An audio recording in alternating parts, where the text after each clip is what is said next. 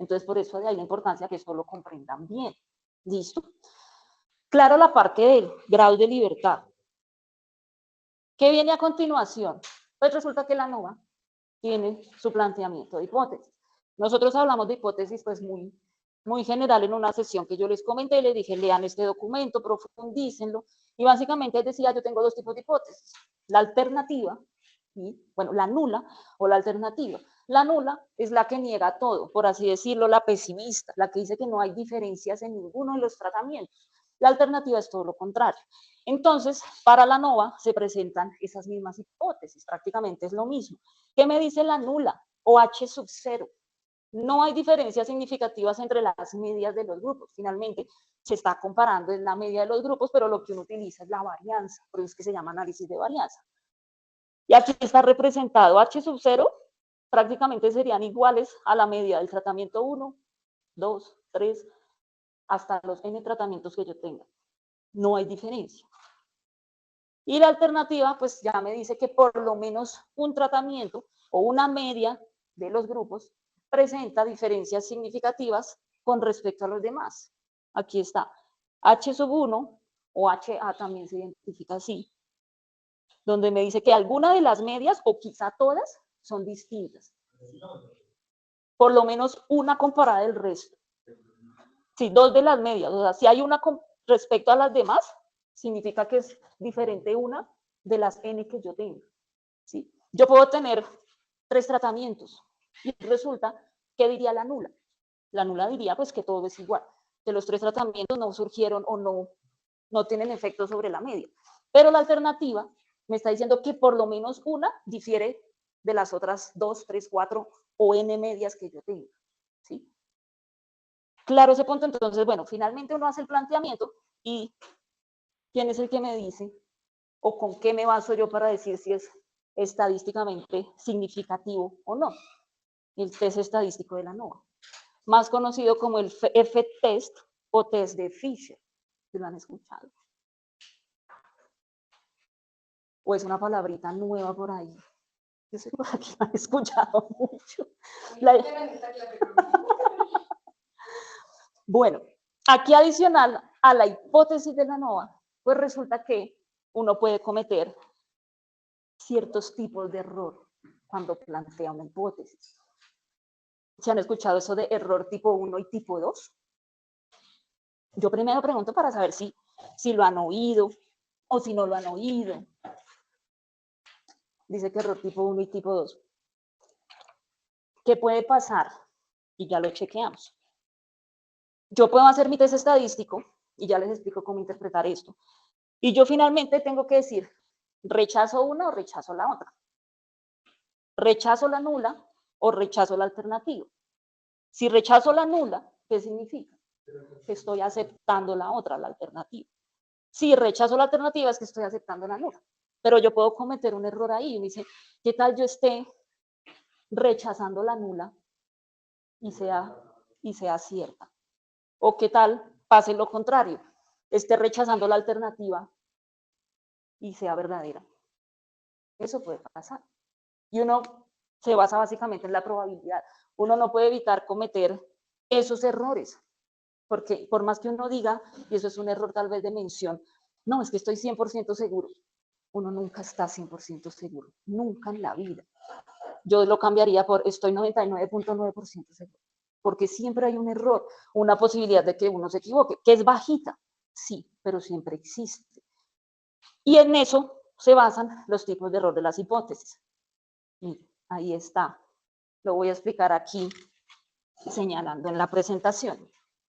Esto que está aquí en amarillo es lo correcto o lo verdadero.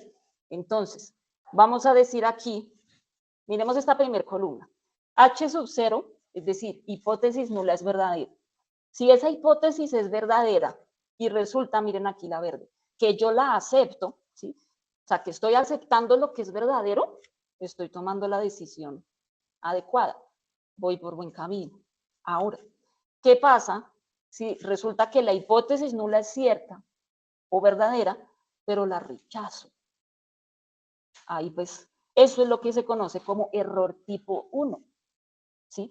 Ese error tipo 1 es el mismo alfa.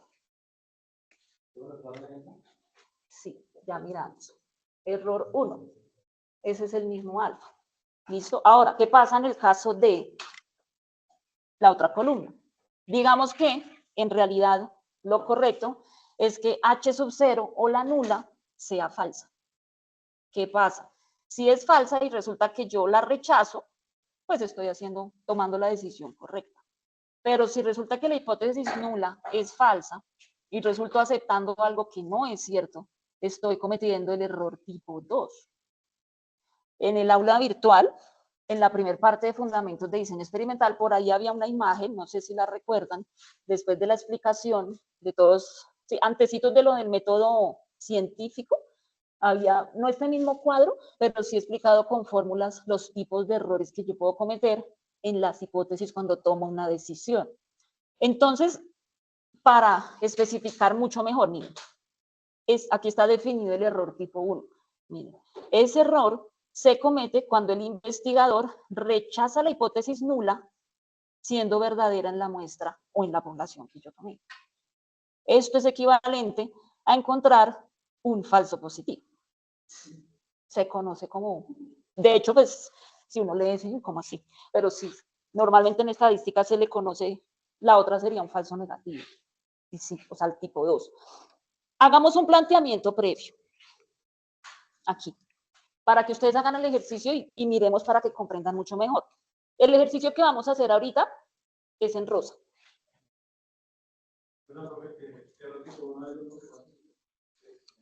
Sí. Y ahorita miramos el tipo 2, pero por ahora es para que comprendamos ese tipo 1. Y no, pues el tipo 2 es lo contrario. ¿Sí? Pero entonces, bueno, el ejemplo que vamos a ver es en rosa.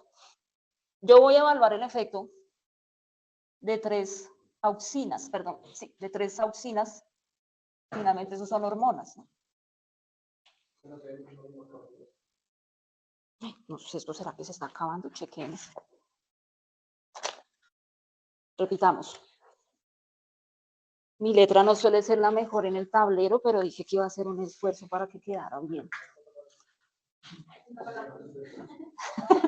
Sí, entonces, dijimos que vamos a evaluar 3 auxinas, que son hormonas. ¿Sí? Digamos que vamos a evaluar ácido indolacético, ácido indolbutírico y ácido indolpropiónico. ¿Y qué queremos mirar? Pues el efecto ¿en qué? En el crecimiento, digamos que longitud de tallo. Yo les puedo decir ahí en ese caso, planteen hipótesis nula y alternativa. Solo planteenla. ¿Cómo sería la hipótesis nula?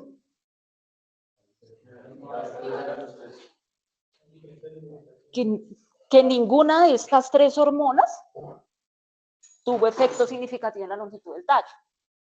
Escribámoslo. El test de Fisher. Pero ya vamos a, de hecho la siguiente diapositiva es eso, esto que estoy haciendo es para que comprendan lo de los errores y qué pasaría finalmente si uno cae en el error tipo 1 o cae en el error tipo 2. ¿Sí? Ninguna hormona tiene o ejerce diferencia significativa sobre la longitud del tallo de rosa. Listo. ¿Cómo sería entonces la H1?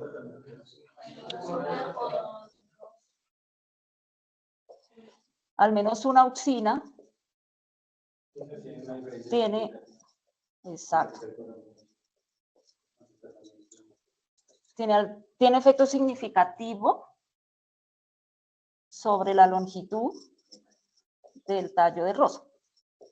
Listo. Ahí ya tengo planteadas las 2 hipótesis. Devolvámonos entonces aquí. Miren.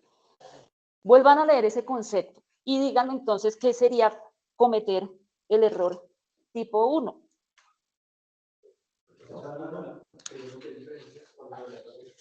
Exacto. Entonces dice error tipo 1, rechazar la nula, o sea, el error tipo 1 sería que esta es correcta, ¿no? Y la estoy rechazando. Exactamente. Dice, se rechaza esta nula, se rechaza la nula cuando es verdadera.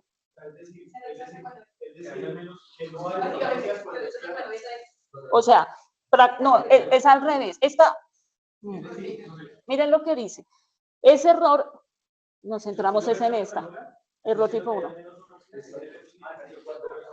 Y resulta que no la hay. O sea, esta prácticamente es verdadera y la estoy rechazando. O sea, estoy diciendo que sí hay diferencia cuando en realidad no la hay. ¿Qué puede pasar ahí? Bueno, uno dice, pues tal vez no es tan grave, ¿no? Digo que sí la hay, pero estoy diciendo que no. Dice, bueno, pero ¿qué pasaría en el caso contrario? Miren lo que dice la 2. En este caso, el investigador no rechaza la nula siendo falsa. O sea, esta es falsa y resulta que no la estoy rechazando. Es decir, exactamente. De hecho, eso depende mucho del planteamiento. Porque aquí finalmente uno lo pone en términos de hormonas y uno dice, bueno, depende del ensayo. Sí, o sea, digamos que las dos pueden tener el mismo peso, pero pongámosle ahora que ustedes están evaluando tal vez el efecto de toxicidad de un producto. Y resulta que están diciendo que el producto no ejerce ninguna toxicidad cuando sí la ejerce. Entonces, sí. De hecho, claro, incluso para mirar el tema de la gravedad, pues lo estamos mirando en nuestro contexto de ciencias agrícolas. Pónganlo en términos médicos. Que uno diga, resulta que mi hipótesis nula es que un paciente está sano, pero resulta que no lo está. Uno es que está sano y el otro es que está enfermo. Resulta que el paciente está sano, ¿sí? O es que está enfermo y yo digo que está sano. O al contrario, yo lo puedo medicar y eso puede resultar en intoxicarlo, en matar, o resulta en la muerte de una persona. Entonces, por eso les digo, ustedes pueden encontrar que el 1 es más grave o que el 2 es más grave. Depende del caso, porque los dos tienen, o sea, en sí es lo mismo, o sea, no es lo mismo, ¿no? Pero sí tendrían como ese mismo nivel de importancia, pero todo depende del contexto del experimento. Ustedes pueden resultar intoxicando sus plantas, pueden estar generando una quemazón en su cultivo. Y si lo ponemos en términos médicos, ya estamos hablando de la vida de un paciente, más grave todavía, ¿sí?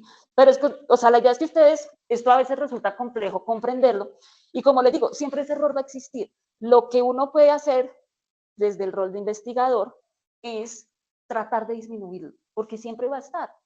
Lo que yo les decía ahorita, uno no está 100% seguro nunca, uno está 99.9 y deja ese 0.01 de probabilidad de que se equivoque. Eso es lo que uno puede hacer. Desde el diseño experimental, ¿qué puede hacer uno? Varias cosas. Mientras más muestras tome, mientras más grande, bueno, sea mi población o sea mi muestra, yo estoy reduciendo ese error. Si ven que va ligado con lo que hablamos de grados de libertad. Entonces, entre más datos tome, yo estoy reduciendo. Hay otro concepto aquí, que ese, pues no lo vamos a ver aquí, pero sí para que lo chequen, es a través del cálculo de la potencia. Entre más alta sea la potencia, pues mucho mejor, ¿sí? Porque estoy reduciendo la posibilidad de tener esos errores. Ojo, la estoy reduciendo. Yo no puedo eliminar un error, ¿sí? O una probabilidad de error. Ahí yo les dejo para que consulten. Uno puede calcular la potencia de un experimento en función del número de datos que tiene. De hecho, todos estos errores como tal tienen una fórmula para ser calculados. Pero entonces aquí ya nos desviamos un poquito de diseño experimental y nos centramos más en probabilidad y estadística. Por eso es que yo se los voy a dejar para que lo consulten. Escríbanlo por ahí. Chequear potencia. Cálculo de la potencia de un experimento. También. De hecho, cuando entren a averiguarlo se van a dar cuenta que hay unas fórmulas un poquito que le sacan canas a uno. Por eso es que ahorita no nos centramos en eso. Les estoy mencionando que sí hay maneras de reducir ese error. Se calcula la potencia, ¿sí? Se toman más datos. Entonces ustedes lo leen y tal vez lo discutimos. No vamos a hacer ejercicios de esto, pero sí lo podemos chequear para que tengan claridad. Entonces tengan en cuenta eso. Se pueden cometer esos dos y siempre va a estar el error, ¿sí? Lo puedo reducir en este caso aumentando el número de observaciones. En el caso, por ejemplo, que me decía Ángel, podemos tener 3 experimentos, 3 tratamientos, y entre más número de observaciones que tenga yo, mucho mejor. Pero hay que mirar temas de costos, temas de tiempo y demás. ¿Listo? Entonces, miren, ahí está. ¿Cuál es ese estadístico que me permite decir que si hay diferencia o que no hay diferencia? La distribución de Fisher. O el test estadístico F de Fisher. ¿Por qué se llama Fisher? Porque lo descubrió un señor que se llama Ronald Fisher. Él fue su descubridor. ¿Bien? Entonces, esa distribución prácticamente es un estadístico que, como bien dice aquí arriba, se utiliza para comparar la variabilidad entre dos o más grupos, que entiéndase grupos, tratamientos. Test de Fisher para mirar si estas tres hormonas tienen diferencias o no. Entonces, lo que hace él es comparar las medias de esos valores que yo obtuve en esos tres tratamientos, ¿sí? Se basa en la comparación de las varianzas de estos grupos para determinar si existen diferencias significativas entre ellos. Prácticamente lo que toma es la varianza, pero finalmente uno el resultado lo expresa como medias entre grupos. Por eso es que se llama análisis de varianza, pero finalmente uno dice si hay diferencia entre esta media y la otra. Todo depende del número de observaciones que se tomaron para llegar a esa media.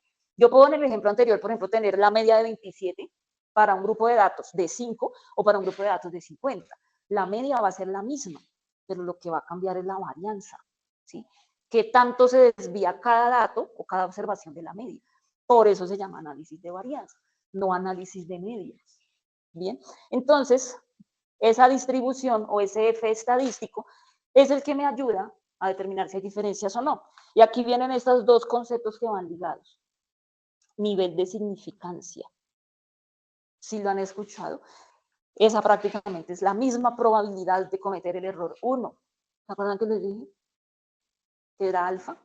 Ese mismo alfa es el nivel de significancia. Normalmente se trabaja o el 1 o el 5%.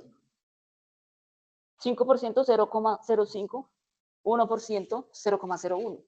Y esa prácticamente es esa probabilidad que yo estoy dejando de cometer ese error.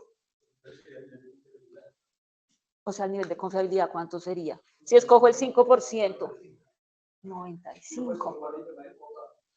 No, normalmente, porque esto se trabaja con tablas ya establecidas, que yo se las puse, creo que están en el aula virtual, y esas tablas van en función de los grados de libertad y aparece para 0,05 y para 0,01. O sea, están esos dos únicamente.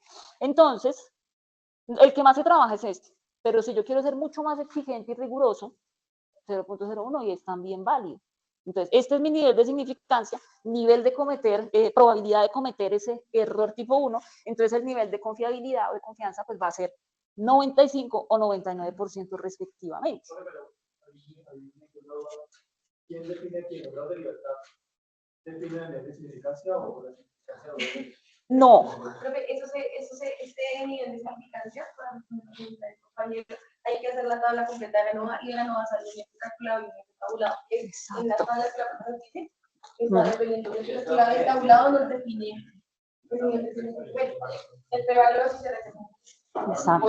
La idea es que con el tiempo que tenemos, que yo sé que si lo vamos a lograr, es llegar a hacer una NOVA completa con este ejercicio aquí y aprender a manejar las tablas de F para poder determinar eso. Porque en la tabla de F está nivel de significancia. Yo complicándome la vida. Miren. Aquí estaría una tabla de F muy reducida. Y la tabla de F estaría aquí. Nivel de significancia en este lado. Y aquí grados de libertad. Entonces, cuando uno tiene la NOVA determinada y establecida, esto es una cuadrícula y tiene que ubicar, tengo tantos grados de libertad con un alfa de 0,05, este es mi F. Esas tablitas yo se las coloqué. Y esas tablitas ya cuando uno hace la NOVA y hace el cálculo respectivo, le dan ahí el valor de F. Son unas tablas extensas, pero esas que yo les dejé en el aula, yo después de buscar mucho encontré las ideales, porque está los dos alfas, 0,01 y 0,05. ¿Sí? Entonces, tengan en cuenta esto, y el otro es el p-valor, que finalmente este p-valor es el que me indica, según el valor del estadístico, ¿sí? Si rechazo o si acepto, todo se da en términos de rechazo, ¿no? Si rechazo la hipótesis nula o si rechazo la alternativa. Normalmente, si es menor a 0,05, un valor muy pequeñito, significa que sí hay diferencia significativa, entonces rechazo la nula y acepto la alternativa. Si el valor es mayor a 0,05, ¿qué pasa ahí? Entonces, rechazo la alternativa y acepto la nula. Bueno, confiando en que no cometa ningún error, ¿no? La idea es no cometerlo, pero que tenga presente que esos errores se pueden cometer, ¿sí? Lo importante, coger pues el mayor número de observaciones, tener varios grados de libertad que me permitan hacer como esa, reducir el error, pero siempre esa probabilidad va a estar, ¿sí? Nunca digan, y si ustedes suelen decirlo, nunca digan estoy 100% seguro, porque alguien les va a decir, vea, jamás en la vida usted puede estar 100% seguro, por más que esté 100% seguro. Es imposible, porque siempre va a existir poco probable. Sí, pero no es que esté mal, y eso muchas veces pasa, que uno hace el planteamiento y uno lo hace con esa expectativa, que siempre que vaya a aceptar esa, o sea, que sí haya algún efecto, pero resulta que no es que esté mal. Mi experimento dio que no había ninguna diferencia. Exacto. Sí, claro, y desde que yo planteé todo con el número de observaciones y demás, aceptar esta es perfectamente igual de válido. ¿Listo?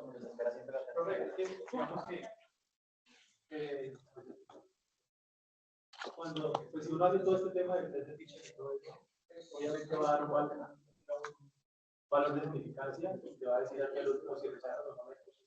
Pues la cosa es X o la nula o la. Pero entonces lo que nosotros no va a comprender, es si uno hace todo ese ejercicio, ¿por qué puede llegar a el error de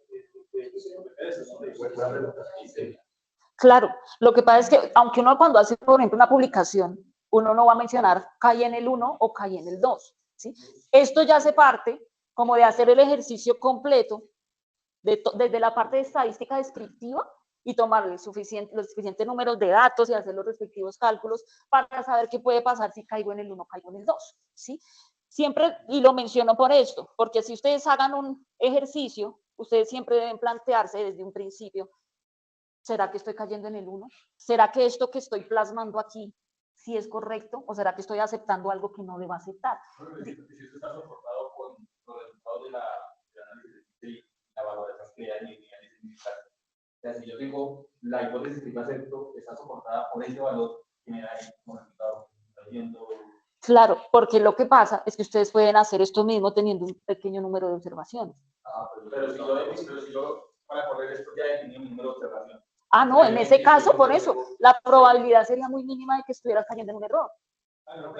O sea, no es, claro, más grande el número de observaciones, no es que para qué hago, o sea, para qué tengo en cuenta si cometo uno u otro error si esto me lo está validando. No, esto está correcto. Igual, yo puedo, si yo cojo un poquito o un bajito número de observaciones, esto puede que esté bien, pero finalmente desde la planeación es donde estoy cometiendo la embarrada.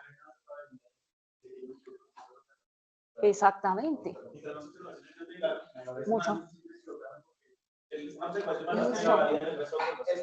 Sí.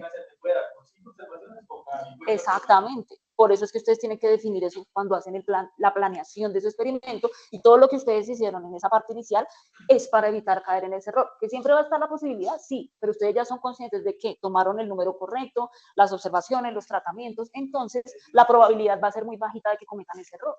La idea es disminuir, que sea mucho. Exactamente. Que uno dice, claro, la probabilidad siempre está, pero muy bajita. O sea, no piensen que ustedes van a cometer esos errores. Por eso aquí les estoy dando esos lineamientos para evitar o sesgar ese error al máximo. No, incluso mejor también porque tú estás poniendo como un nivel de error, por ejemplo, del 1%.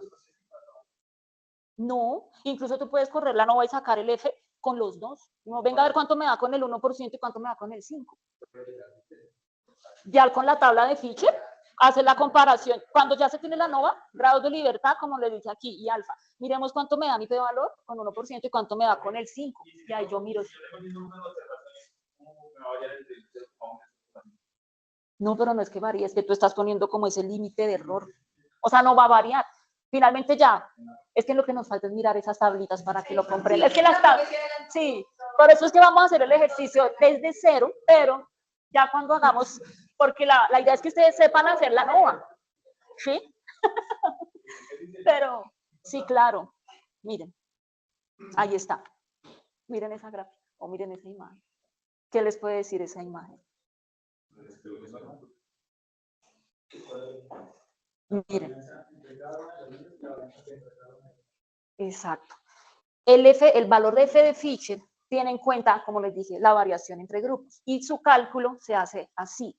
Miren, varianza o variación entre grupos y va sobre la varianza dentro de los grupos. Para este ejemplo, digamos que estas son las auxinas, ¿sí? Las que planteamos ahí. Entonces yo tengo mi conjunto de datos aquí, tengo mi media, aquí para el 2 y aquí para el 3. Ahí están mis 3 tratamientos. El F me mide la variabilidad, en este caso, dentro de los grupos. O sea, lo que calcule aquí es lo que va en el denominador, ¿sí? Entonces tengo que tener cada uno de mi conjunto de datos aquí de cada grupo, de cada tratamiento, y esa es la variación dentro de los grupos. También se encuentra como variability around o within, dentro de grupos. Entonces piensen cómo sería el numerador. La entre grupos. Si yo les digo, dibújenla entre grupos, ¿cómo sería? Cada grupo tiene aquí su media, ¿sí ven? Y todos con distribución normal. Unos con mayor, otros con menor, pero la distribución es normal y se tiene que cumplir para la NOVA. ¿Cómo sería la entre grupos? Entre grupos, la variación entre la media de cada O sea, ¿cómo sería esta gráfica aquí contemplando entre grupos? Tiene que haber como una media por aquí entre esto, ¿no? Y de pronto... La media general, teniendo en cuenta los 3 grupos. Exacto. Algo como eso. Mira. Esta, among, between, entre grupos. Este sería el numerador. Tenemos aquí igual mis 3 grupitos, pero aquí ya tengo una media general de todos y por ende tengo que ajustar esa distribución normal contemplando todos. Media general, ¿qué tanto se dispersa? La media del tratamiento 1, del 2 y del 3 de mi media general. F contempla dentro de grupos y entre grupos y hace la comparación de esa manera. Y finalmente, pues ya, eso lo puede hacer Excel muy fácil. La idea es que ustedes lo hagan a mano para que ustedes lo puedan constatar con Excel y hacer el cálculo con R también, poniendo en práctica lo que vimos en R. ¿Listo? Entonces vamos a hacer un ejemplo. Y aquí es donde las cosas ya... Sí, esas vienen después de... O sea, ¿qué pasa si yo no encuentro ninguna diferencia significativa? Paro ahí, porque yo ya, si no hay diferencia, ¿qué hago? Pero si sí hay, tengo que hacer, eso se llama pruebas post hoc. O sea, si yo ya sé que al menos una auxina tiene efecto significativo, tengo que saber cuál es. Y para saber cuál es, hago la prueba del test de Tup, que es el que me dice cuál es el que me da la significación. Bueno, cuál es el que está diferente. Entonces, ese lo vamos a ver ya cuando ustedes hagan la NOVA y me digan si hay diferencia. No la hay, porque si les doy toda la información ahorita, no, pero sí, pero... Sí. Exacto. Si llegan a haber diferencias, aquí tengo que hacer pruebas de comparación múltiple que me diga cuál es la auxina que está generando diferencias. Pero entonces esa la vamos a hacer ahorita. O sea, ahí viene otro nombre famoso que es Tukey. Pero a Tukey lo vamos a ver ahorita. Para definir qué. Exacto. Y después de la NOVA vendría la prueba, la post hoc. ¿Listo? Bueno. Entonces, vean. Eso es un ejemplo muy básico, pero es para que ustedes hagan la NOVA a mano. Miren, un floricultor está interesado en determinar qué tipo de auxina es más efectiva para promover el crecimiento del tallo en sus plantas de rosa y decide realizar un experimento con 3 tipos diferentes de auxina. Es esto que se planteó aquí. Cada tipo de auxina se aplica en 5 plantas diferentes. Cada planta está sembrada en una maceta. Vamos a hacer un ejercicio rápido. ¿Cuál es la unidad experimental? La maceta. ¿Cuál es el factor? La auxina. Los tratamientos, que serían los niveles del factor, ¿no? Repeticiones. Y bueno, HO y H1 ya lo tenemos. Recordaron conceptos. ¿Cuál es la unidad observacional? Sí. O sea, lo que yo voy... La misma planta, ¿no? La misma, sí. Sí. Exacto. Sí, aquí dice, bueno, es, en una maceta es la unidad experimental. ¿Se acuerdan que yo les hice la corrección? Que incluso la misma observacional a veces era la misma experimental, sería la misma maceta. O la misma, si la matera tuviera dos plantas, entonces unidad experimental matera, unidad observacional, cada una de las plantitas. Sí, en este caso coincide. Bien, listo. Apunten eso en su cuaderno. Miren, planta aquí, 5 repeticiones, lo mencionaron muy bien. Y aquí tenemos estos datos. Los datos de la auxina, ácido indolbutírico, ácido indolacético y ácido indolpropiónico. Y esos datos son medidos en longitud. Por favor, nunca se les vaya a olvidar las unidades. Muchas veces ustedes se centran tanto en la NOVA que dicen, si hubo diferencia, yo que estaba midiendo, no tengo ni idea. Ojo, son centímetros de tallo floral. ¿Sí? A algunos les hice la corrección, ojo con las unidades de sus variables, porque muchos colocan, y esto cómo se mide, con qué se come, las unidades son oro.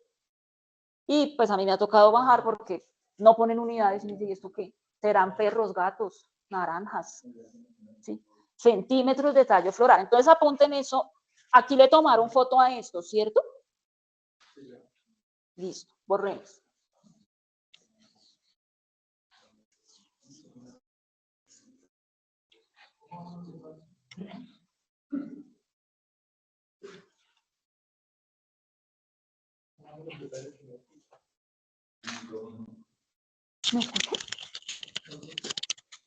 Los que están conectados, ¿se han cogido la idea?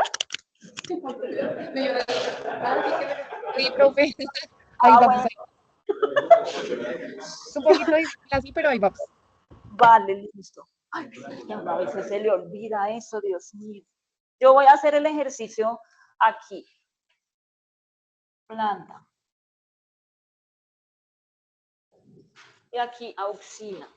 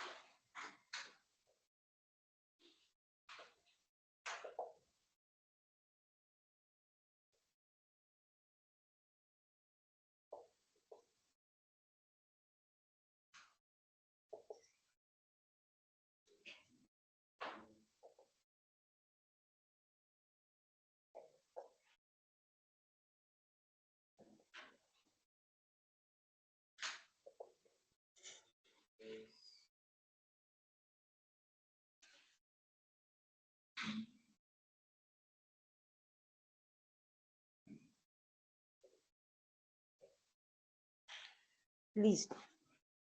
Con esos datos, y ya pues suponiendo que se le hicieron, aunque eso lo vamos a ver en R, ¿sí? En R vamos a mirar cómo pasar estos datos a R, cómo hacerle la NOVA, cómo incorporarlos así en tablas, cómo hacer la NOVA y finalmente pues si cumple todos los criterios, ¿no? Si se ajustan a la normalidad, si se ajustan pues a la homocedasticidad, ¿listo? Entonces, por ahorita nos saltamos eso, hacemos la NOVA y luego con R pues ya hacemos el procedimiento completo, ¿bien? Vamos a hacer la NOVA con estos datos, no quise poner más porque pues como ustedes lo van a hacer a mano, pues de pronto nos extendemos un poquito, no es la idea. Y lo que vamos a ver es el paso a paso para hacer la NOVA con esos datos que están ahí. Bien, en primer lugar y antes de eso tengan en cuenta que estamos planteando un diseño completo al azar. Y eso que ven ahí es el modelo matemático del DCA. ¿Sí? Ese es el más sencillo, como les digo, si ustedes comprenden esto, van a comprender de aquí en adelante bloques, cuadro latino, parcelas, pero este es el más elemental. ¿Cómo se lee? ¿Cómo se interpreta? Entiendan que I significa los tratamientos, J sería la repetición. Entonces, Y y J, este de aquí, ¿qué significa? Esa es la variable aleatoria que se observa correspondiente al iésimo tratamiento de la J-ésima repetición. ¿Listo? Prácticamente es cada uno de esos valores es Y y J, ¿sí? Cada variable observada que corresponde al i-ésimo tratamiento y a la j-ésima repetición. Dijimos que habían 5 repeticiones, ¿no? Este sería el J. J es igual a 5. ¿Y el T cómo sería? T es igual a G. T es igual a 3, que son los 3 tratamientos. Entonces, cada una de ellas corresponde a una observación del i-ésimo tratamiento, perdón, sí, del i-ésimo tratamiento, j-ésima repetición. Bien. ¿Qué es este mu? Es la media general de todo lo que hay ahí. Bien. T sub i es el efecto del i-ésimo tratamiento. E y J es el error experimental. Error experimental que se presenta cuando efectúo la j-ésima observación del i-ésimo tratamiento. Y contemplen, como ya les había dicho, T, número de tratamientos, R, número de repeticiones. Ese es el modelo más sencillo, que es un diseño completamente aleatorizado. A medida que vamos avanzando en diseños, es lo mismo, pero se le adiciona algo. Si es el de bloques, es exactamente esto, pero tengo que adicionar una fuente de variación que es el bloque. Si es un cuadrado latino, tengo que adicionar 2 más, una fuente de variación de columna y una de fila. Y si es una parcela dividida, tengo que contemplar una parcela grande y una parcela pequeña, y esto se parte en 2 y es un larguero. Pero por ahora no nos enredemos con eso. Por eso les digo, si ustedes consideran, o bueno, entienden los de ahí en adelante van a ser sencillos, van a ser obvios. ¿Bien? ¿Claro ese modelo matemático? Quiero que hagan esos pasos paso a paso. Y traté de resumirlo lo más posible para que ustedes sepan cómo empezar cuando tienen estos datos así. Paso 1. Calculen la suma de cada tratamiento, es decir, de cada grupo. Eso que ustedes van a hacer ahí, la suma de cada tratamiento es el Y sub I punto. Esa es la notación estadística. Centrémonos en ese, no miren el resto. Paso 1. Calculen la suma de cada tratamiento. ¿Qué tienen que hacer? Cada tratamiento, cada uno de los grupos, tienen que hacer una suma aquí. Entonces ustedes la hacen y me dictan. Hagámoslo con otro color. A ver si Yo tengo que totalizar aquí cada uno, ¿no? Tengo que sacar la suma del A y B, del ácido indolacético y del ácido indolpropiónico, es decir, de las columnas. Cuando ya tengan los datos, me los van dictando aquí. La idea es que a todos les dé lo mismo y que verifiquen. 225,6. Listo.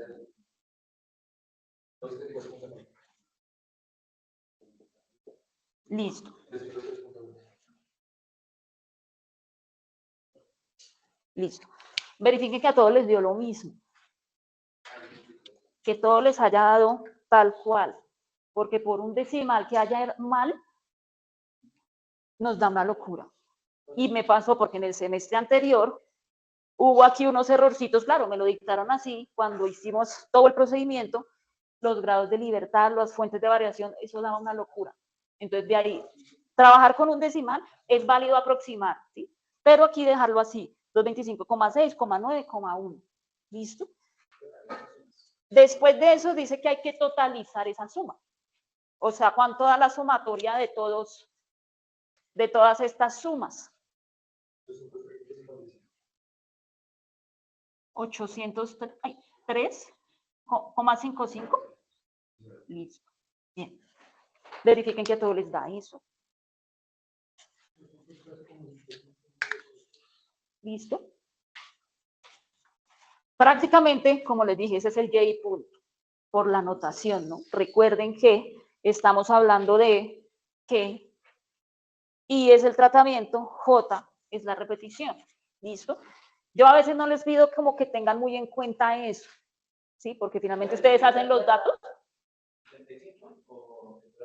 Lo que pasa es que si tiene 9 y 1, puede ser 6. De ahí lo total. Aquí. 9 y 1, 10, la dirigente debería ser Coma 6. Sí, igual como están superior ahí al 5, se podría aproximar.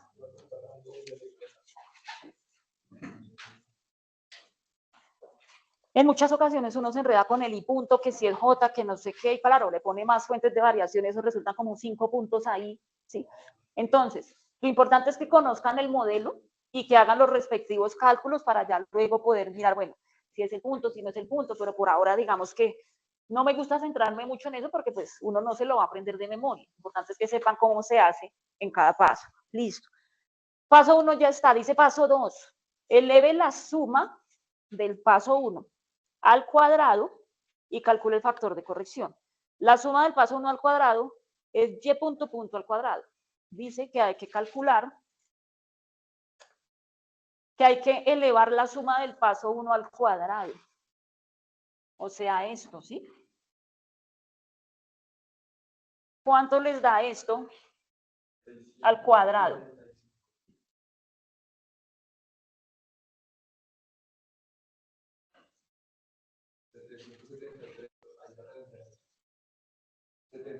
Así, ¿sí? A 7.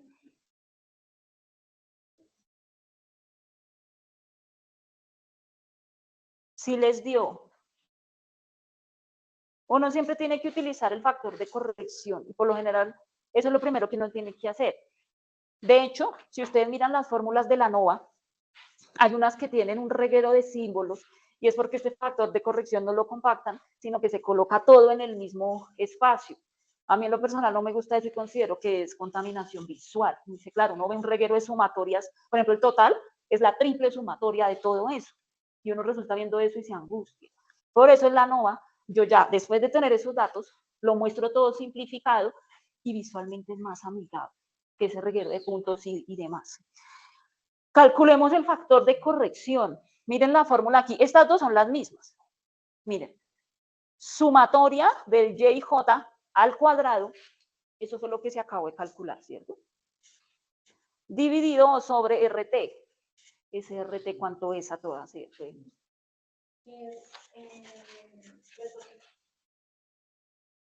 R por T, 15, ¿sí? Es decir, 5 réplicas por 3 tratamientos. ¿Cuál es ese factor de corrección? Esa suma que acabamos de realizar sobre RT. Ah, bueno, sí, en el modelo de... Para que no se confundan. Sí, estas son las mismas repeticiones. Lo que pasa es que la repetición en el modelo aparece J. Entonces, tal vez para no generar confusión, dejémoslo así. ¿Listo? Entonces, ¿cuánto sería el factor de corrección en ese caso? Factor de corrección sería todo este valor, 645.773 sobre 15. Y eso da... 43,53. No, 43,051.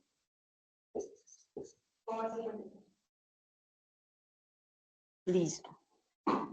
Si es correcto, si les dio. Hasta ahora todos bien. Listo.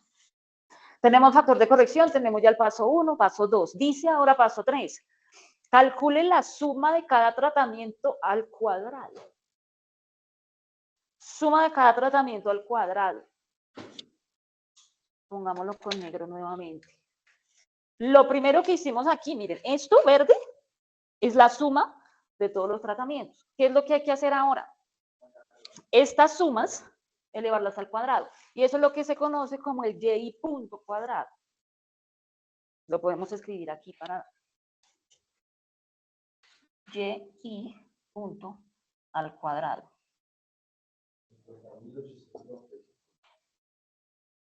De este, ¿sí?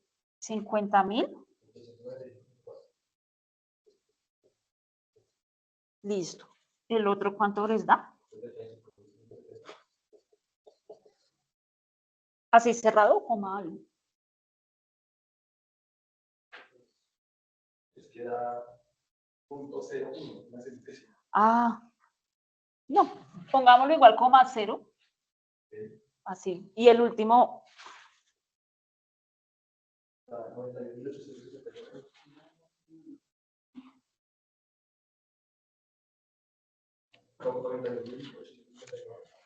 Sí, esto iba a decir 91.869, sí. Si se dan cuenta así de lejos, el ácido el propiónico pues dio más alto, ¿no? En su media, pero todavía no podemos decir si es significativa o no. Uno diría, puede que sí, porque dan 225 y 303, pero hay que hacer todo el procedimiento para determinar si es significativo o no. Si les dio este valor, lo que hicimos aquí fue, paso 3, elevar al cuadrado las sumas de cada tratamiento. Este al cuadrado y este al cuadrado. Voy a colocar aquí este 2 para que comprendan que eso va ligado al color negro de debajo. Si les dio lo mismo, todos van a la par. Todo claro. Yo veo la cara de Camila como... Listo, sí, continuemos. Dice que el paso 4. Uy, el paso 4 es largo. Ah, sí. Sí, falta la suma de estos. Sí, hay que...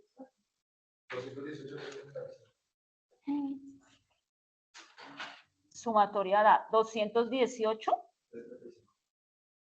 coma algo cerrado, listo. Bien. Esos valores son los que uno después tiene que colocar en la NOVA, identificando qué es cada uno. Ven que esto aquí me quedó. Por eso es bueno que lo hagan paso a paso.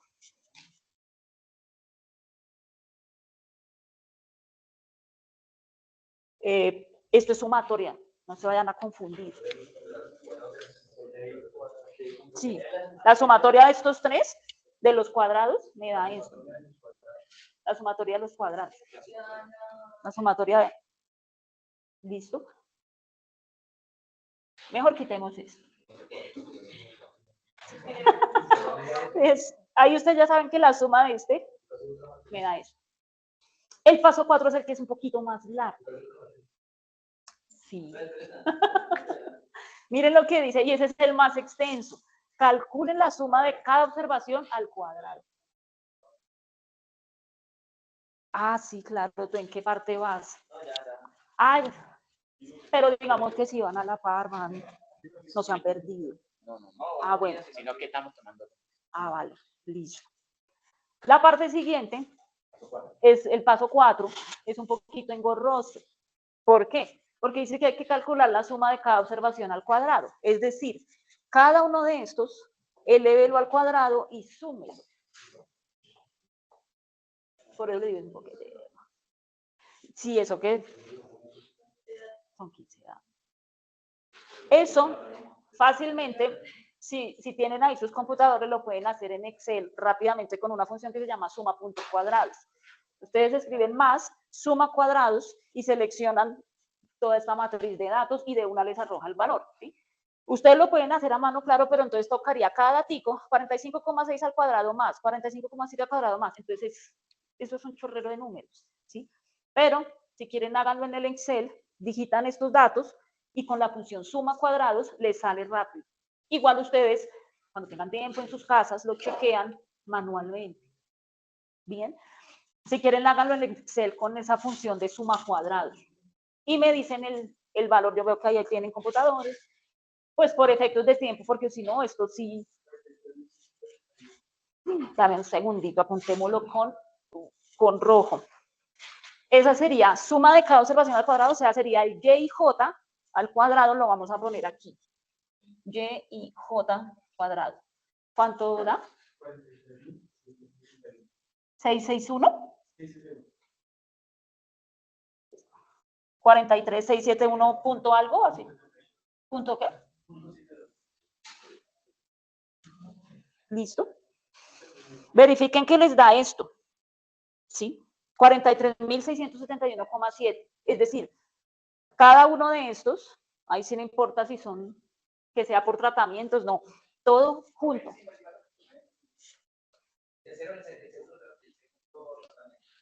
Segundo tratamiento, ¿este? 54,9. ¿Listo? Verifiquen que esto sí les dio. Sí es importante que consideren, y por eso yo se los puse ahí, poner el tema de las notaciones, porque ya cuando la NOVA llegue, ustedes saben, ah, sí, miren, estas son todas las observaciones, la suma de cada una de estas al cuadrado, y j al cuadrado. y punto al cuadrado, la suma de cada tratamiento al cuadrado. Y es bueno que la tengan, por eso pues ahí yo dejo que le tomen foto, que lo miren. La suma de cada uno sería el y punto, que ese está con verde, para que quede más y punto. Serían este. Y punto. Factor de corrección se calcula con el y punto cuadrado. O sea, este azul.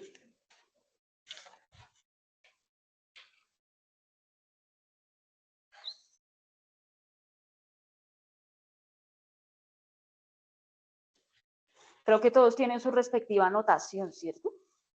Y punto cuadrado. Y punto cuadrado para el factor de corrección y yj al cuadrado. ¿Listo? Todos van a la par.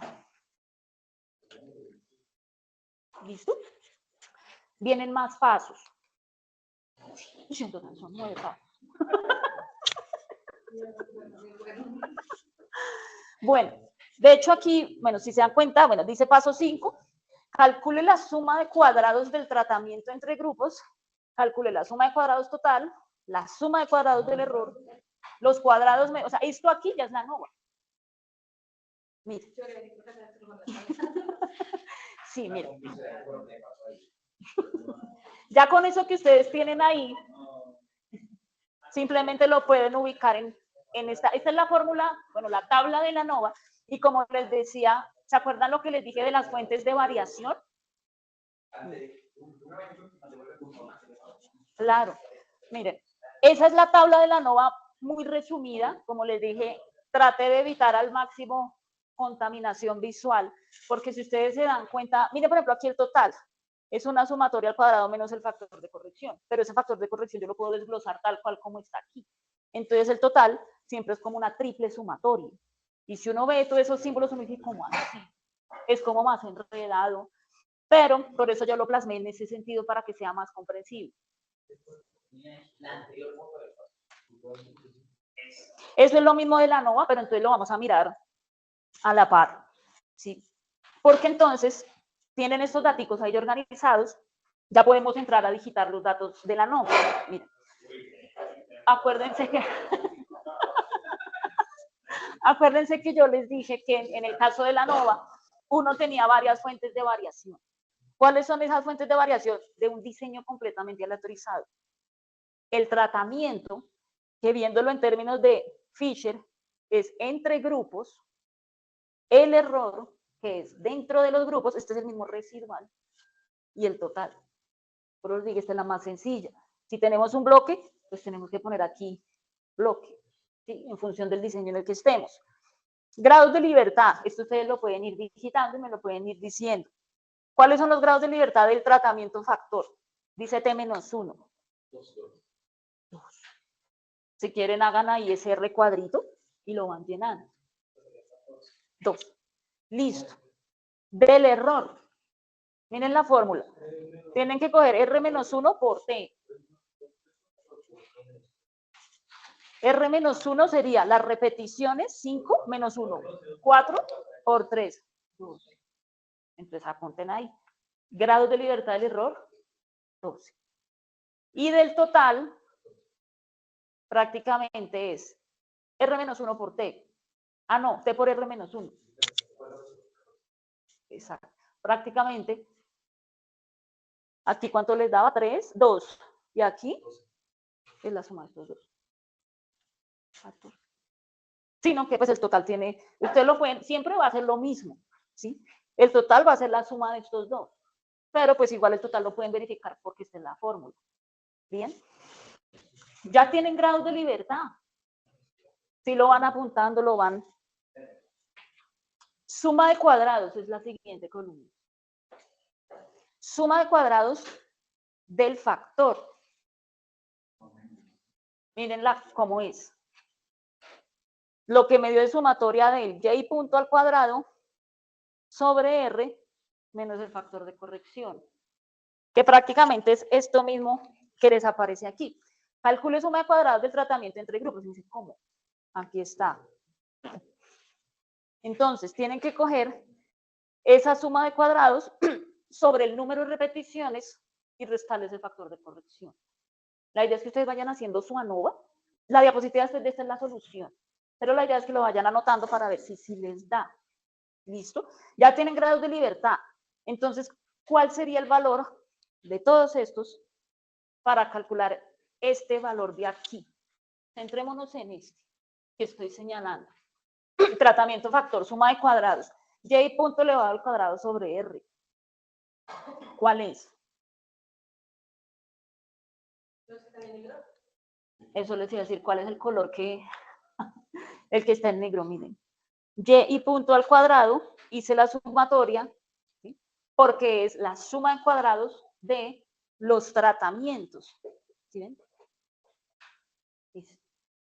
Este valor sobre cuánto, dividido en cuánto, o sea, 5.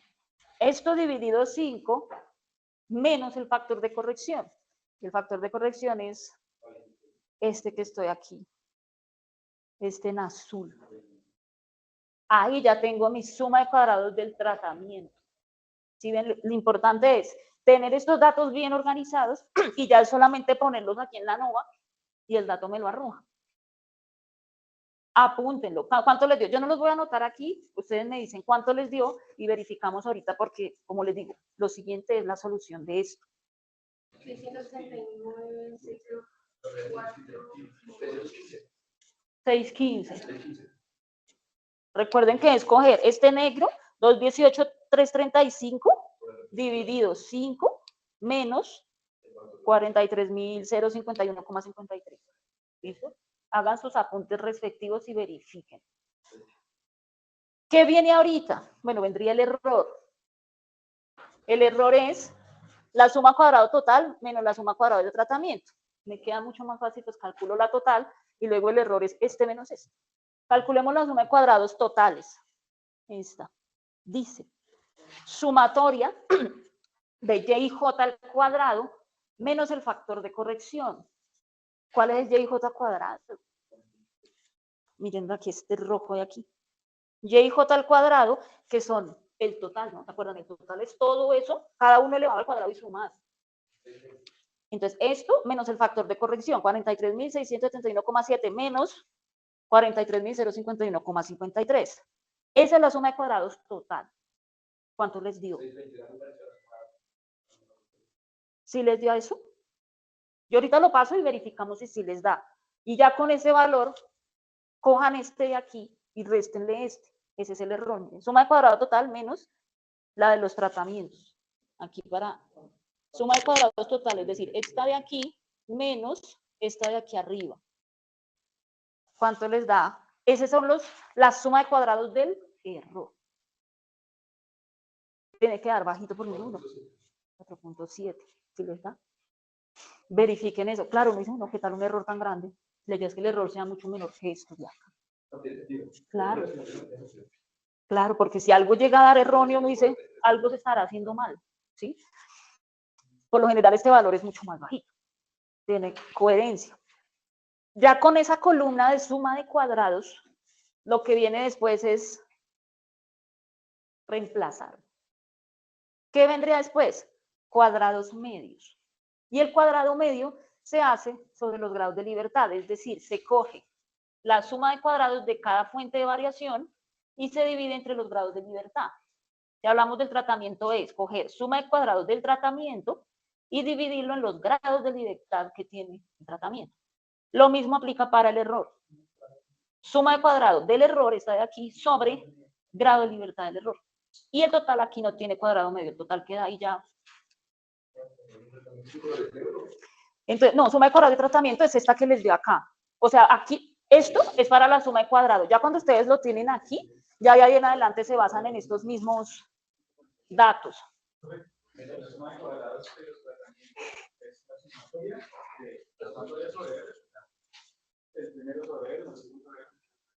Del tratamiento, ¿sí? O sea, es todo lo que sacamos aquí. Si es sobre R, o sea, la sumatoria de todo lo que sacamos de y punto cuadrado. O sea, es esta que es la sumatoria total, este negro, este de 218, sobre R menos el factor de corrección. Ya ustedes miran cómo se les acomoda mejor, porque eso se pasa en Excel y solo con hacer un arrastre, ustedes sacan eso en 5 minutos. Pero la idea no es que lo hagan en Excel y que todo esté mecanizado.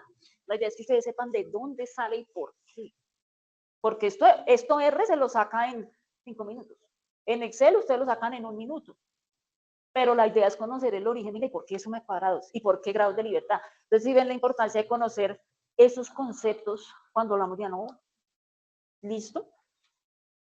Cálculo de cuadrados medios y finalmente yo ya puedo tener el F calculado. ¿Cómo? Cuadrado medio del tratamiento, este de aquí, sobre el cuadrado medio del error. Y finalmente es esto mismo que tenemos aquí. ¿Sí ven la función de F? Variación entre grupos dentro de grupos. Es decir, entre grupos, tratamiento, cuadrado medio del tratamiento sobre cuadrado medio del error que es dentro de los grupos. Sí, bueno, ahí ya hay una cuestión, puede ser mayor a 1 o menor a 1. Y ya igual vamos a mirar cómo interpretar ese F, ¿sí? Porque, ¿qué pasa? Puede que la variación, que el numerador sea más grande entre grupos, o puede que el dentro de grupos sea más grande. Y ahí es donde ya vamos a mirar, ese es el F, y a mí me dice rechazo una o rechazo la otra, ¿sí? Ya ahorita miramos esa parte. Si hicieron el cálculo, díganme si les dio esto. Esto o algo parecido. Miren, aquí está. Grado de libertad, suma de cuadrado, cuadrado medio, el F calculado. Las dos últimas las chequeamos ahorita. Solo que el F calculado les haya dado así. ¿Cómo les fue? No, sino que porque yo la fórmula la tenía era tratamiento menos 1 por repetición menos 1. Y acá es tratamiento por repetición menos 1. Sí. Y me da 2. Sí, es que de hecho ahí me falta como poner un paréntesis en la de total. No, la de total no, sino pues la... Ah, ok. Ah. Sí, y es que en el caso de ustedes tienen bloque, ¿cierto? Claro, ahí en el bloque es lo mismo pero diferente. O sea, es que... Era eso. Ahí está la respuesta. No, es lo mismo, pero hay que poner el factor de bloque ahí. Entonces hay que hacer unos pequeños ajustes. Y es que prácticamente, si ustedes se dan cuenta, esto no lo puede bloquear. ¿Cómo lo bloquean? Cada repetición es un bloque. Y eso le da más precisión. De hecho, es interesante hacer este mismo ejercicio así como desea y luego incorporándole esto cada uno como un bloque. ¿Cómo? Claro.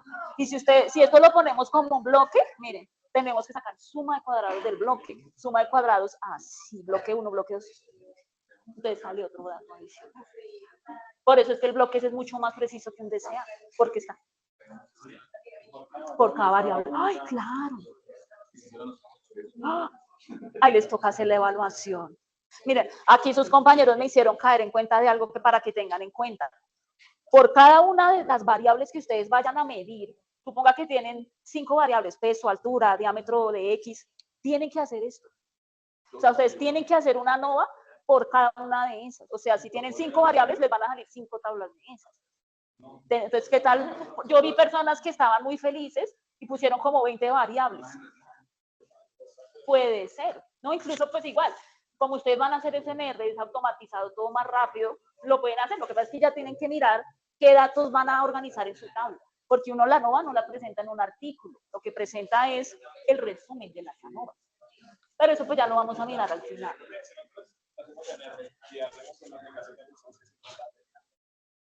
Sí, claro. A mí me gusta hacer eso para mirar si alguna aplicación tiene un error. Claro, voy a remediar aquí, tiene que sí o sí. Yo lo hago en R, lo hago en Statistic y lo hago en Excel. Y todas me tienen, y lo hago a mano. Es que yo soy la, sí. No es para que, porque no es para verificar que sí esté bien. ¿Sí les dio?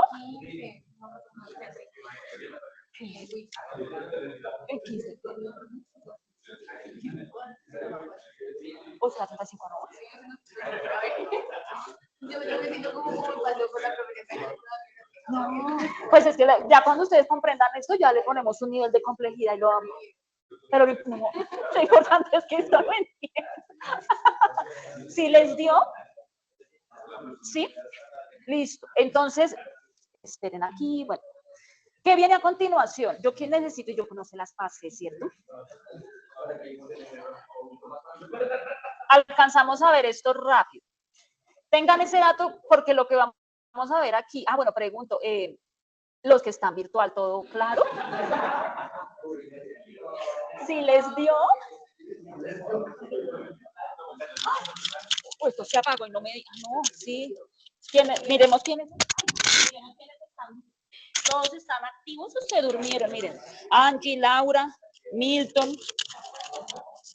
Cuéntenme sus opiniones, ¿sí comprendieron todo?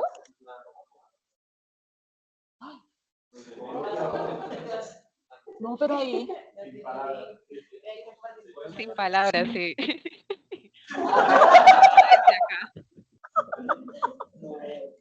Lo bueno de esto es que queda grabado y pues todos los que están aquí presencial y también los que están conectados lo pueden visualizar en cualquier momento, si necesitan. Pero entonces quiero saber si ahí les dio todo correcto, si tienen dudas. Yo creo que esta clase la van a tener quizá que repetir o visualizar. Yo creo, profe, pero si nos comparten una fotico del tablero para entender un poquito. Ay, ¿será que alguno Lo agradecemos. ¿Sí?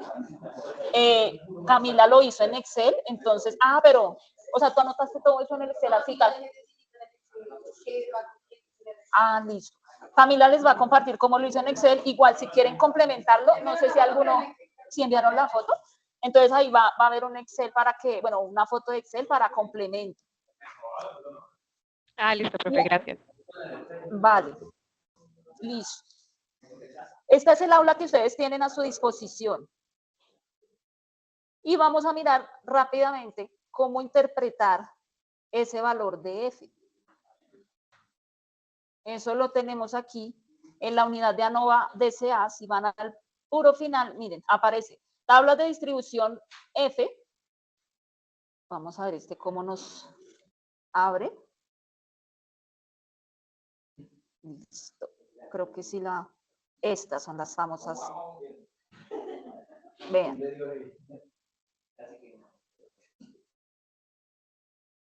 Miren las tablas de distribución que les di.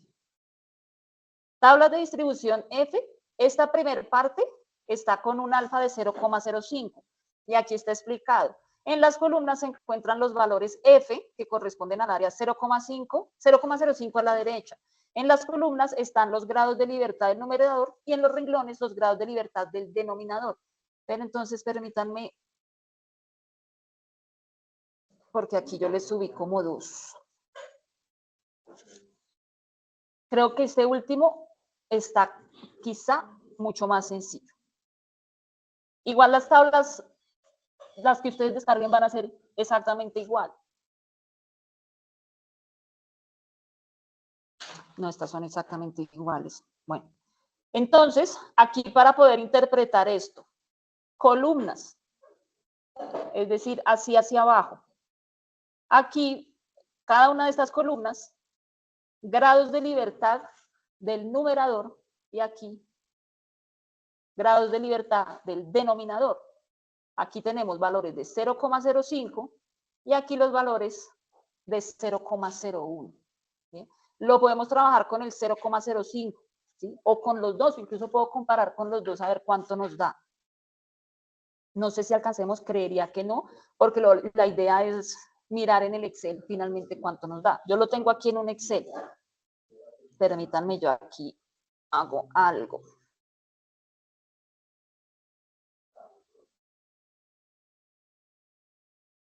Tenemos como 20 minutos, ¿cierto?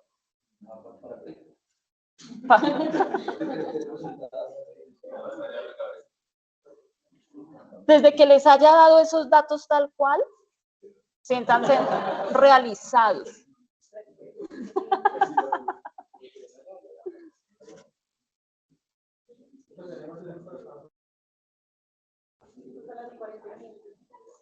Sí. ¿Cómo? quedaron así como, ay, como ese meme del gatito que quedó así.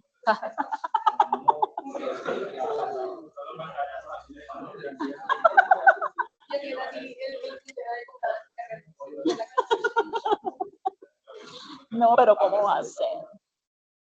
Listo, entonces, aquí,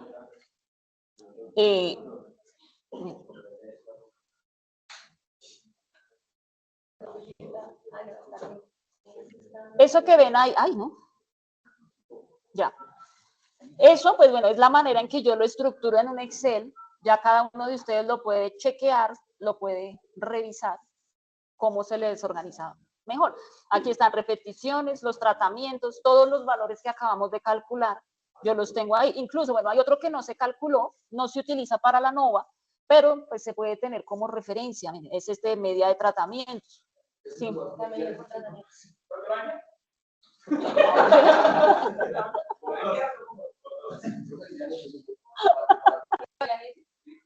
Yo no sé, yo envío eso.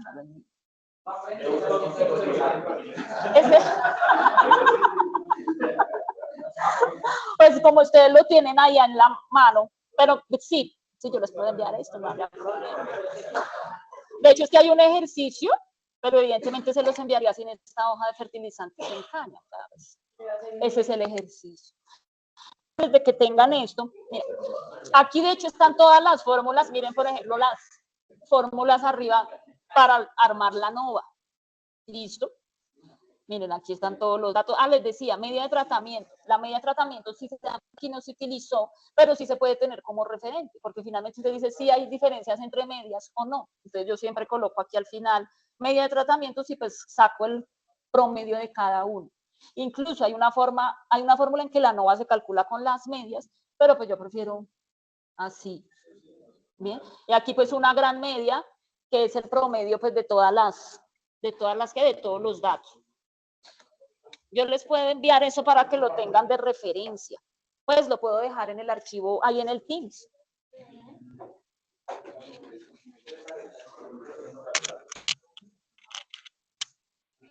¿Listo? Bueno, aquí hay unas funciones adicionales. Esto de la NOVA, si se dan cuenta, fue netamente digitar las fórmulas manual. Aquí hay pues, ya unas fórmulas directas en Excel para hacer unos cálculos de un F tabulado y del P valor, ¿sí? Y de hecho, pues yo lo anoté así para que ustedes se den cuenta, porque hasta ahora tenemos el F, no hemos hecho ahí nada más, pero uno puede calcular un F tabulado y compara F valor sobre ese F tabulado y calcula directamente el P valor. ¿Cómo se hace con estas funciones? Miren, función in.fcd y el P valor es función de distribución fcd. CD es con la derecha. Siempre estamos trabajando con distribuciones a la derecha. ¿Bien? Con esas dos funciones hago el cálculo y lo que hice aquí fue digitar ya las formulitas. Miren, a todos el F les dio así, ¿no? 781. F tabulado con esa función, miren, aquí está. Esta es la función inversa F de cola derecha. ¿Qué coloco aquí al principio? La probabilidad. Puede ser 0,05 o 0,01. ¿Qué coloco aquí? Grados de libertad. 2 grados de libertad del tratamiento sobre grados de libertad del error. ¿Sí? Ahí dice grados de libertad 1, grados de libertad 2. Y el p-valor lo calculo con esa fórmula. Distribución F con la derecha igual E21, que sería pues el F, el valor de F calculado, con grados de libertad del tratamiento que son 2, sobre grados de libertad del error que son 12. Y me da ese p-valor. Con esos datos, y ahorita miramos el tema de la tabla, que tiene que dar exactamente igual. ¿Ustedes rechazan o aceptan la hipótesis nula? Miren lo voy a agrandar acá. Miren el p-valor. ¿Todos de acuerdo en que se rechaza la nula? Bien. Se rechaza ¿por qué? Miren, exponente menos 13, o sea, eso es casi que 0. Lo digo porque el semestre pasado vieron ese valor. No, pero es que se acepta, es que 1,9, eso es 2, eso es mayor a 0,05. Por favor, interpreten las celdas bien. Dice exponente a la menos 13. Hay 12 ceros detrás de eso. Y claro, perdieron. Solo por eso. Entonces es clave interpretar eso. Claro, eso sería 0,12 ceros, 19. Entonces, ahí yo tengo evidencia suficiente para rechazar la nula, aceptar la alterna. ¿Cómo lo hago en términos de F, el p-valor? Bueno, de hecho no es necesario calcular el p-valor, solo con los valores de F yo lo puedo hacer. ¿Sí? Tengo aquí el F y el F tabulado. Si el F solito es mayor que el tabulado, acepto la alterna, rechazo la nula. Si fuera al contrario, que el F tabulado es mayor que el F, entonces tengo que aceptar la nula. ¿Sí? Así es como interpretaría en este caso. Ahora, ¿alguno ya descargó la tablita de los grados de libertad? Miren. Acuérdense cómo es la función de, y con esto ya terminamos. F. ¿Se acuerdan de la fórmula? Que es una varianza entre grupos y una varianza dentro de grupos. ¿Sí la anotaron por ahí?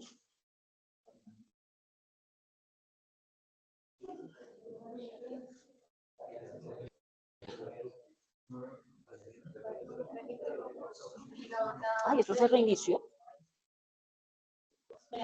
Entre grupos, ¿sí? Sí, era para que lo verificaran. Entre y dentro. Listo. Listo. Entre grupos. Dentro de grupos. ¿Sí? Que dijimos que esto era tratamiento y esto era el error. ¿Sí? Entonces, cuando voy a buscar en F, en esa tablita, si miramos el F con 0,05, tendría que colocar grados de libertad del tratamiento, que este es el numerador, y grados de libertad del error, que este es el denominador. Exacto. Y eso es lo que tengo que mirar en ese valor, que es lo que me da F en esas tablas. Entonces, dice que tengo que mirar columna, grados de libertad del numerador, y en los renglones del denominador. Entonces dijimos, numerador es 2, ¿no? 2. 2. Y sobre 12, mi F es 3,89. Este es el F tab. Por la función. Lo que pasa es que en las tablas lo aproximan. Eso. 3, otra vez. 3,89. Ese es mi F tabulado. Es el que averiguo en las tablas. Y ese es el que tengo que comparar con el F que yo calculé, que ya ustedes lo hicieron, todos lo hicimos. Y como les digo, cuando mi F solito, el que calculé, es mucho mayor o es mayor que el tabulado, ¿qué pasa? Tengo que rechazar la nula, aceptar la alterna. Si es lo contrario, donde el F es menor que el F tabulado, o sea, si a mí, por ejemplo, me hubiera dado, no sé, 1,5, ¿qué pasaba? Seguramente el p-valor me iba a dar mayor a 0,05, lo que me indica que tendría que aceptar la nula. Así es como se utilizan esas tablitas. Si quedó claro, este p-valor lo hice, este sí lo calculé directamente en el Excel. ¿Cuál es la fórmula de esa? Esta. Función distribución F con la derecha. Y cuando yo le doy esa función, miren, ahí me aparece distribución F de Fisher con la derecha, donde tengo que poner aquí el valor, en este caso es mi valor de F, grados de libertad del numerador con grados de libertad del denominador. Por eso allá hice la aclaración. Numerador tratamiento, denominador error. Ah, no, el cálculo del p-valor a mano, ese sí no lo tengo presente. Por eso, o sea, uno incluso sin el p-valor lo puede sacar, porque solamente tiene F y F tabulado. Si el F es mayor que el tabulado, acepto la hipótesis alternativa y rechazo la nula. ¿Sí? Ya el p-valor, yo le hago el cálculo en un programa como Excel y ese sí me tiene que confirmar lo que me están diciendo el F tabulado y el F calculado. ¿Qué significa eso? Que sí hay diferencia. Y después lo que viene es, ¿y cómo calculo esa diferencia? ¿O cuál es el tratamiento que me está dando diferente? Y ahí es donde viene otro personaje que se llama, ¿cómo se llama? ¿Por qué se llama Tuki? Porque Tuki. Hay varias. Está, por ejemplo, Bonferroni, Tuki, y hay varias. Ah, sí, Chefchen, Duncan. ¿Sí? La que más se utiliza es Tuki. ¿Listo? Esa parte quedó clara, entonces según esto, miren, aquí, quedaríamos aquí. Esta diapositiva prácticamente lo que dice es lo que les comentaba ahorita. Miren, yo primero asumo que hay normalidad. Si hay normalidad, hago ANOVA. Diferencias significativas, sí, tengo que hacer una prueba de comparación múltiple que se llama post-hoc. Si no hay normalidad, yo tengo que ajustar mis datos y hay varias pruebas. Por ejemplo, la de Kruskal-Wallis, que me hace un ajuste de los datos normales. Ahí miro si hay diferencias significativas. Si sí hay, lo hago con una prueba o comparación personalizada de Whitney. Eso sí, pero antes de que se vayan, para que lo vayan haciendo. Ah, sí, mira. Ya con esto cerramos, ¿sí?